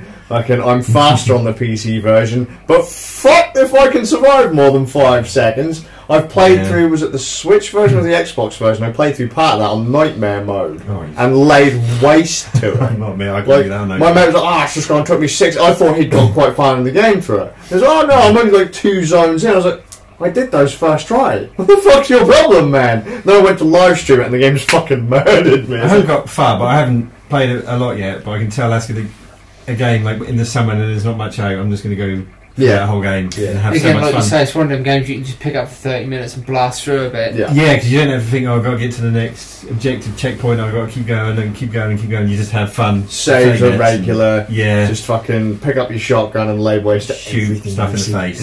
Yeah, good if you're in a bad mood as well. Yep. Bloody awesome soundtrack as well. Yeah, it's pretty good, isn't it? Yeah, it's pretty good. Yeah, I thought I just had that in there. Doom. On your recommendation. Fucking what you were saying about that game. I've actually got it installed on here. Yeah, that is business, Doom. Alright, we'll move on to TV then. Nothing for me for those reasons I mentioned there, Doom and Far Cry. I've been watching a series called Doom 2016, the series. No. El Ministro de Tempo. Yeah. Another Spanish TV series. Are you picking up wrong signals? I'm tell you. Netflix recommended it. You've watched a Spanish TV series. Here's another one to watch. Well, you've got a hooky connection to whatever it is you're VPN. Netflix. I don't know why everything's in Spanish on the version of Netflix I'm using at the moment. Jesus. Even the stuff that's made in America is dubbed. It's still in Spanish. TV series, basically it's called The Ministry of Time in English. It's a very descriptive title. It's set in the Ministry of Time. It's basically it's place in Spain where they basically they have like agents who they recruit, and basically the idea is that they have to, they have these doors that allows them to like walk through in different parts of time, and they are literal doors, so they actually walk in, they'll like open up a door, so they'll be in that different part of time, that's their way through. Like the Adjustment Bureau. Yeah, a little bit. So they walk through these doors, but there are road doors that they haven't got control over, and people will sometimes use these to try and basically change history. So they start the TV series starts where this guy he's an ambulance man. He sees someone. They go to this burning house responding, and he sees someone in there, and he goes in to try and find him, and he comes across these sort of Revolutionary War soldiers, Spanish Revolutionary War, where they kick the French out. Yeah. And he sees the soldiers dressed, and he thinks what's going on. That's when he then gets knocked out by the smoke, and he gets dragged out, and he recovers. But what's actually happened is these guys have come from the past to find what's going on, and as he come into the future, they find that there's a French sort of general discovers that the French lose. So he then goes back to he then steals a history book. So he knows what happens, and he then goes back in time to basically try and change the future. So they have to go back and try and start. And the idea is people who are trying to alter the timeline, they send people back. They're sort of like where they are, sort of like immune to the effects. They can send people back to try to stop them changing it, or to at least make sure they don't stop the change itself. They can at least make sure that time goes the right direction. So they all like sound like Dragon Ball Xenoverse 1 and 2. Yeah, it's probably a little bit in Spanish. It's timeless. It's a very kind homage to that show. Yeah, they actually said I saw a lawsuit against them at the moment because they said they basically copied it. Yeah, so it's coming a lawsuit against Timeless on Netflix at the moment. But it's really good. Each episode's about an hour and a quarter long. That seems quite long. That sometimes puts me off. I'm like, I can't really be asked. They are certainly. I do find myself. Whereas, like sometimes I'll just binge one after the other. I do find myself. I'll watch an episode and that'll be me done. Yeah, not very timely, is it? No. But they're quite in depth. They're sort of. Come on. They're obviously meant to be like. Obviously, they're obviously broadcast. They're like 2 hours, weren't they? Like a movie. It's quite a lot of episodes. Like in the first season, about 13 episodes. These 2-hour episodes. So you're sat there rocking backwards and forwards, thinking, "Will this fucking end give me a time machine so I can go back and shoot myself in the face?" They're really well, nicely written. So they. Is that when you realise that door in your house that no one's gone into for a while, the one that looks like attack and shit, you're like, hang on a minute. I do like the idea of rogue doors because figuring out a way for people to misuse time is quite a tricky idea in a time machine show. Because you have a time machine, no one else can use that time machine. That's how Timeless get around it. They steal the original time machine. Yeah, they've now got to the stage now where basically that they've now discovered that there's someone else that has developed a way to travel through time without using doors. So that's obviously where the Source series is heading. Someone's found a way. Yeah, they can basically. What's quite interesting? Imagine if you picked the wrong fucking one. What's interesting is the doors themselves. Game over, man. Most doors themselves don't lead back to like a specific date. Right. It's like when the door opened up. So let's say a door opened up in May the 5th, 1952, and you're a year goes past. The year goes past from each other. Yeah, exactly. So both it's sort of time will be lost. So they can't. So if you're too late, you're too late. Nice. There are soldiers stuck in loops, which loop over 20, like say a day, and they can go back, and that means they can go back day after day and try again. But if they stay there when the loop ends, they're stuck there until. So it's like one bit. Well, okay, if you go through this door, if you're there more than 24 hours, the next door you can get to is about 7 years later. No, like motherfucker. So make sure you get out in time. Basically, that's quite good. Yeah, it's a bit. Of do we have penicillin? No. Fuck this mission then. And the guys themselves, all the three main characters of like this team, all from different time periods. So you've got Alonso, who's a soldier from Flanders Fields during the Spanish War. You've got Amelia, who is a she's pilot. No, she's a 18th century student. Spain's student? first university student. First become with them. Yeah, but this is in the days when university students all like the early 20s. When university was still credible, basically. That's what Nick's trying to say. When university actually counted for something. And there's this person as well. So basically, the theory is that the soldier can fight everybody. She's the brain. She's in charge of more brains and has all the knows a lot of history stuff, so she can sort of talk them through. And the basic medics, because he's a modern doctor, he can basically stop them dying. I can see why they are so timeless. Yeah, they have a soldier in that. Yeah. They have a history expert. She's not a student, but she's like a history expert. Yeah. And they have the one who can pilot, who's also a doctor. Yeah. So I can see why they've been so timeless. Yeah. They all have to live in their own times as well. So when they finish the day, they go back to their own time. So they have like an apartment. Alonso, the soldier, was a bit dismayed because at some point they go to a safe house in the 1950s, and he realises it's his house from 700 years. They've obviously bought the house and just kept it all the years. Because basically, have all the sort of every time they go back, they've got contacts and all these different who know of the ministry and work for them. They go back, and the first bit they literally go to like this sort of like farm. They just land in this farm's hay bale in the middle of there, and he goes, I keep telling them to put a ladder there, and they hand him a letter, and he says, they say to them, make sure you hand this letter before you get there. And you think, what's in this letter? And he opens it up and he goes, oh fuck, they've cancelled the Christmas bonus. It's quite nice because they're being hit by cutbacks and everything as well. They're complaining about it, and it's sort of actually affecting what they can do. So it's got there's a certain degree of tongue in cheek about it. Yeah, it does say that. That sounds pretty damn good, actually. It is worth a watch. Yeah, it sounds really good. Yeah, it's worth. Put some good twists on that. They are, yeah. It's definitely worth a watch. So there is a dubbed version if you really want to, but I've been watching the sub version. Yeah, always the subs. Yeah, got to go with the subs. Read, but still. I'm actually starting to learn a bit of Spanish from it as well. Oh, for God's sake! Yeah, I'm not fluent. I recognise the odd word, but that's about like L. Wanker. I know what Nino is. Boy, it's girl and boy. I know some French because of Only Fools and Horses, like bonnet de douche. Yeah, shower cat. Unfortunately, it's in Spanish. Yeah, I know. But so that won't help. That's not going to work. No. Why aren't they reading the French foreign language? That's the language I know. Well, I know bonnet de douche. Yeah. Fuck France. Oh yeah, but I just like that word. Balls to France. Sod Spain.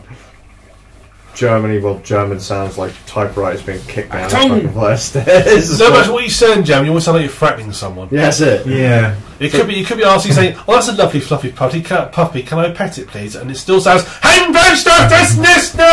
rocks, typewriters, big bag, flight of stairs. That's exactly what German sounds like. Yeah, might have something to do with their history. Maybe. Yeah, well, bless them. Serious bunch. Yeah.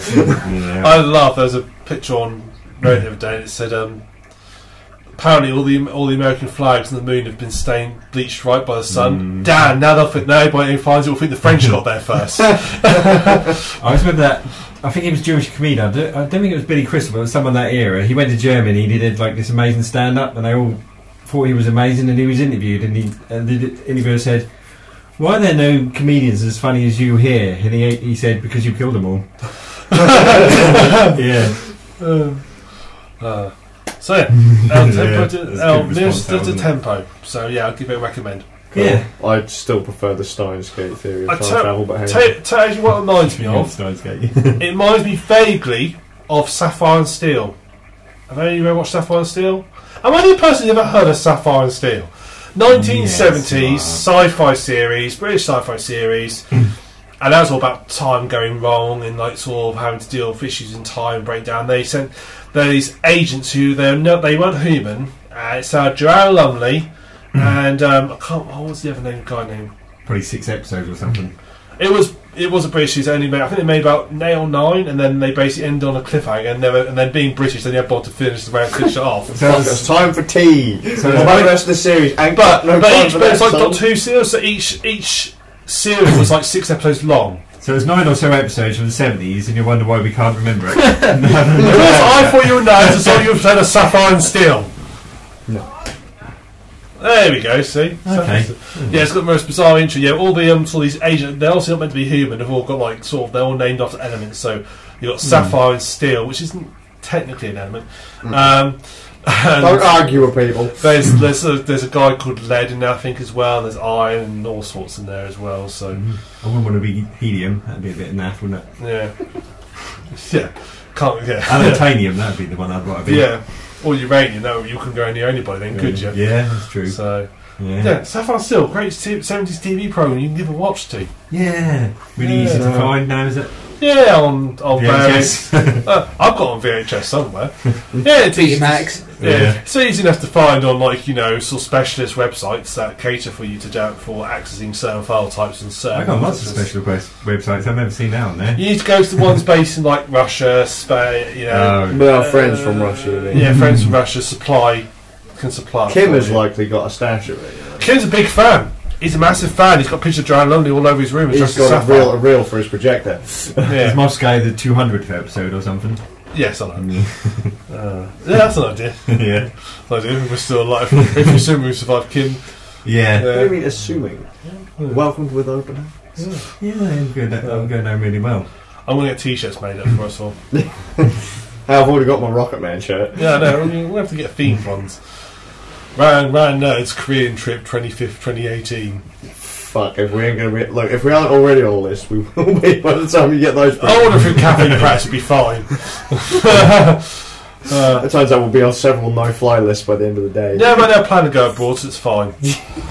I'll go by ferry. So people say to me, "Oh well, you're not going to be allowed. You're not going to be allowed to go to America from this point on." So why do I want to go to America? Yeah, that's a I'd rather go fucking Scotland. I played Far Cry 5. I know what it's like. There's parts of America I like to visit. No. I'd rather go to Scotland. Same, yeah. Yeah, Port, as you're leaving. Right, that's it for TV. Anything else? No, but I am looking forward to Steins Gate Zero, speaking of time travel. Cool. Steins Gate Zero, the Japanese anime release, April 11th. So, looking forward to that one. There you go. Cool. That's what I'm looking forward to then. That's it. That's it. Yeah. That's all that fucking matters. Oh! Also stuff that I'm looking forward to. Steins Gate Zero is getting an English release on Steam on the 9th. Alright. I think 9th of May. So I'll be getting that. You like what I'm looking forward to? 5 season pass content. Come on, let's fucking... Right, let's get to what... Are we just still doing stuff we're looking forward to? There we go, we'll go. Yeah, stuff we're looking forward to. Yeah. All the stuff I just said. Move on. Yeah. We've got news. Anything I think that's major thing that's been happening this last week is people finding out the truth about Facebook. And strange enough, all your data you've been giving Facebook, they're using it. Oh, I would never have guessed. No, I imagine when this all came out, it's like Facebook's had a data breach and all money. They haven't had a data breach. Stop calling it a data breach. It's not a data breach. Even they call it a data breach. It's not a data breach. They're just trying to make it out that they're not assholes. Data breaches are what hackers do. I think you allowed it to happen. This was a fucking... It's an error in their code. Error in their code! They designed it that way! They want you to get... Look, right, just because a website gives you a list of fields, name, date of birth, phone number, when was the last time you had a wank, doesn't mean you have to fill them in. And I can guarantee you, any website that you're giving things I was looking forward to the next one. That was a quiz, wasn't it, that people filled out? So basically, people filled out a quiz, and what they did was, because of the way the quiz was designed, and it sent back, it was quiz designed by Cambridge University. Would you Zuckerberg? And I thought it was Cambridge Analytica. In London. No, he sold to Cambridge Analytica afterwards, so he did this quiz, and people filled it in. But due to the way it was coded, it meant that basically not only could it take their data, but it could take data from all your friends. Yes, because they asked for permissions. Yeah, and liked it. Another bloke, a load of people have said who have made apps for Facebook. It's exactly the same for us too. This is by design. It's Facebook's API. It's by design. If you accept terms and conditions and install these apps, you're just handing it out to anyone. So then most people don't bother to read all that stuff. No, of course they don't. But the trick is as well, even if you lock down your account, it just takes one asshole friend to click the button and all your data's out there. So, and don't get me wrong, I've done some really stupid things on Facebook, like call people wankers, but hey ho. I know that it's all out there. I'm just. I've taken screenshots of it myself. I'm going to go home because I need to burn my secret stash of World War II German uniforms. When it all came out to light, it's like, Facebook's been quite data's been moved. They've been data mining. So I'm thinking, but how do people think Facebook works? Do they think they're just free for the good of their own hearts? They're doing targeted advertising. Did you not figure this one out before?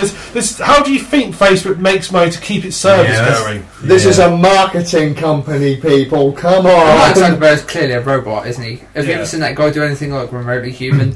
I get uncanny valley just looking at him. The thing I love about Mark Zuckerberg, right? He's got one of the biggest data mining companies on the fucking planet that people just hand data to, hand over fucking fist, mate. And then if you look at his computer, gaffer tape over the front of the web camera, fucking. Oh, it's brilliant. It's like, you don't even trust your own shit. It's like, why would I? Even like people who work at his company are like, I don't use it. I'm not stupid. I have been thinking about leaving it, not necessarily because of that, just because I'm fed up the whole. That's why I got rid of it. My account is my business account got deleted a couple of years ago, and I suspended my personal account fucking thousands of years ago. I always never post on there, so I'm sort of saying, I've got an account on there that I don't think I've actually posted anything on there for probably about 2 years. Yeah, I just think people so happy, and it makes me miserable. I might go on it maybe once every 7-8 months. The only reason I've still got is there's some people on there who I've no other means of contact apart from through Facebook. Yeah, by Messenger and stuff like that. That's the only I've got. So I can get alternate contact deals, and then I can't leave until that's the only point of contact. See, I'm great with that one. I just said, guess what? Oh, it was like, do you want my phone number? Not really. I'm going to leave Facebook. You love Facebook. I don't really need to talk to you anymore. Have a nice day. I'm more social than that, though. I was a hermit, so I don't even need to bother with people. I don't even like any of you. What are you all on here? Who the fuck are you? That actually literally was my reason for deleting it. Was I looked through this list of people, I fucking hate most of these people. Why the hell am I here? Most of these people talk more shit than Skazz. Delete. I might leave a nice message saying nothing personal about any of you, but. Fuck you all. I'm leaving. I hope you all You're all fucking assholes. I'll try and leave it nice. No, you won't. I'll try. You'll go Doom Guy on them. You'll fucking go Doom Slayer on them. Fuck the lot of you. Rip and tear. Delete. The thing is, I've got like 8-year-old aunties on there and grandparents. And, Not my problem. And I've already said that. Like, look. Nan, could you contact me before Facebook existed? Yes. You had my phone number. Do you still have my phone number? Yes. Do you call it? No. I'm not going to contact you on Facebook. Have a nice day. Goodbye. That's not that so much. I don't want to call everyone including the... No, I don't care. Look, my entire family got the message of, if you know me well enough, you got my number. If you haven't, tough shit. Have a nice day. You know, it's fucking gone. And life is great. Sometimes it's almost like an addiction, isn't it, to look at it? Oh god, yeah. And it's really unhealthy social media. There's a lot of bad things about it. Yeah, because there's couples on there saying how gloriously happy they are. Bollocks. And then most of that is, they're fucking miserable. Just like the rest of us. Then that just makes you feel less about yourself, so I think I am going to leave that very shortly. It's the same thing with YouTube. I do not... Like, we post stuff on YouTube. Yeah. I don't watch YouTube content. There's a couple of people that I used to watch on YouTube, but then they were like, oh yeah, we now have an audio podcast. I was like, fuck, YouTube's gone. I watch Fan Army. a lot of nonsense stuff. And I do look at IGN, but only for the videos of new games, not like, for their editorial content. I don't even watch that stuff because 9 times out of 10, all these sites are doing is trying to push new shit to me that I don't want. There's a lot of politics and stuff on there as well, isn't there? That does my head in. And then, like, if you don't agree with people's political opinions or they don't agree with yours, and there's just you're just constantly so getting hammered with crap information. I wouldn't trust an IGN review because they'll have like one of their certain features sponsored by a game, and then like the next video is a review of that game. Yeah, and it's which is why I don't use Humble Bundle anymore either. Yeah, so I just look at it for the new video stuff, new games and things, but I don't really trust their editorial content too much. Sure. GameTube's not bad because it's just a bunch of guys chatting about games, so I don't mind that. Unfamiliar territory to us all. Video games on YouTube are just like randomers, just random people talking about stuff. I don't really follow any kind of companies. No, I don't particularly invest in it, but I just, look at it for. I like this insane person who talks about games. I'll follow what they say. If they say shit, I won't buy it. If they say it's good, I'll give it a go. I quite like Metal Jesus Rocks. I used to watch. Yeah, I still quite enjoy that. And Happy Console Gamer. Yeah, he's cool. I used to watch Johnny as well. Yeah, I enjoy Johnny Millennium. Yeah, I enjoy chat to him on Facebook back in the day. Yes, wow, Jesus. Johnny and Rob. Yeah, Johnny, I still had Rob Man on mine. Johnny left Facebook, didn't he, a long time ago? I don't know. Yeah. Well, I haven't been on Facebook for 5 years. He left around the same time you did, pretty much. Oh, right. Yeah. Good choice, Johnny. Yeah, Johnny got rid of his Facebook, but Rob Man's still on there. Yeah. But yeah, I used to talk to Johnny and Rob on there. Yeah, they're both nice dudes. He seems like a nice guy, yeah. Yeah, Johnny Millennium. We used to chat over YouTube. I had a really funny chat with Rob Man on there once because I got really, really drunk and chatted on Facebook, and I thought he was my other friend Rob, and he sent me the thing the next day, and I said, "Oh, for fuck's sake, I thought it was my other mate Rob," and he's like, "Nah, it's me," but it's fucking funny. Like Rob's just sat there playing along.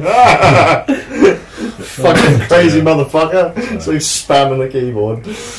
Oh, good Fair enough. So I watch occasional computer file videos on YouTube, number file videos on YouTube, but I've had to unsubscribe from any channel that's like, hey, this is the latest processor, or here's a new laptop, or this is a new. It's like, fuck off. Is it because you see and think, I must buy that? Well, no, it just it kind of annoys me because I have to buy it. Oh, fucking I must buy this now. What channel memory does that have interest? 128 gig SSD and then a 1 terabyte hard drive. I'm going to be upgrading both as soon as I get the chance. I bought a Seagate one from the PS4 Pro because I'd used up all the memory. It's only like a terabyte, but it's like a really, storage space. It's a nice little memory one. RAM. Yeah, I don't know if Seagate's particularly good, but it seems like a Seagate Western Digital HDST. For the win. It's got pretty nasty scuff on the top of it though, dude. You want to get that? Oh yeah, thanks, fucking motherfuckers. Yeah, you run, son. I've chased people out of town for scratching my ear before. Don't start.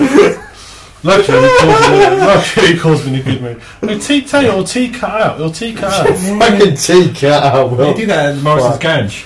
That'll be fine. That'll be fine. Well, like I say, in about a year it'll probably have fallen apart though, so it's no big deal. But, so, hang on. So just to summarise, the company you've been giving all your data to has been using it. Yes. Yep. It was not a data breach. It was not a data breach. It was not a data breach. It's by design. Yeah. It can't be a breach if it's deliberate. Yeah, that's it. Yeah. Like, okay, so if I make an app and ask for these permissions and you give it permission or you install it, thanks for the data. Have a nice day. Yeah. But that's stop using Facebook. Don't use Facebook. Try not to use Twitter. I mean, in fairness, Twitter's going to go bust within the next. It's worse than Facebook, isn't it? There's fuck all on it. All I do is right. Do you want to know why I use Twitter? Larry's on Twitter. Larry from. Did you ever meet Larry? What, Larry Love? Yeah. I worked with Larry. Remember? Oh, fair dude. Me and Larry. Oh yeah, because we're all in Ipsos. Yeah. Let's drink whiskey with Larry. What shift? But fair enough. I was going to say that's just I completely forgot that Ipsos even existed. Thanks, mate. Yeah, I did speak to Larry when he had his appeal and everything. He got off. Yeah. Fuck off, America. News. Fuck off, America. I saw him in the news. Yeah, we all went to school. We all went to school with that. Yeah, I know what you mean. Remember when me and Larry had a chimney climbing competition? That was fun. Oh, Jesus Christ. It's mental, brilliant, but mental. Well, The only reason I'm on Twitter, that's pretty much my only contact with Larry, to be fair. But it's literally just a game to see how long it takes for him to get booted off Twitter, because he gets kicked off like every other week. Yeah, he did. Is he still on Facebook? I don't know. He might be, but then I'm not, so I don't care. Yeah. But either way, bless him. So. I'm glad he got off either way. Yeah, for sure, because that was fucking mental, trumped up charge. Sent to the US. Whether he did it or not matters not. The fucking, like, 99 We've actually got another years. viewer, just saying. Oh, okay, cool. Well, ain't me. No. 99. It's Kim. It's finally logged in. Yeah. 2 hours ago, it's 2 hours, but they're here. It's, hello, other viewer. It's Kim. Hello, entirety of North Korea. But yeah. It's because the arrow went on you, that's why everybody's gone wrong. We put the arrow in, so they're still on a time warp. They've gone through the wrong door. God damn it. Right, well, anything from anybody else? No. I don't think So, thank you for joining us, viewer, but we're now about to end. so thanks to us. So, we'll see you in a fortnight. So, from me, TheSuffolkRam and Middlemeister. Bad. We will see you in Charlie. a fortnight. Yeah. As we know, tomorrow is the big day from the famous historical event where on the day Jesus died, and on Sunday he got up and shouted, "April Fools, I'm still alive!" April Fools, motherfucker! Like and eggs for everyone. And he got his buddy friend went out and gave eggs to everybody. Yeah, the rabbit. Yeah. The bunny, I should say. Yeah. For Armelllo. Yeah. Fucking rabbit. So thank you for watching, everybody. Bye. Bye bye.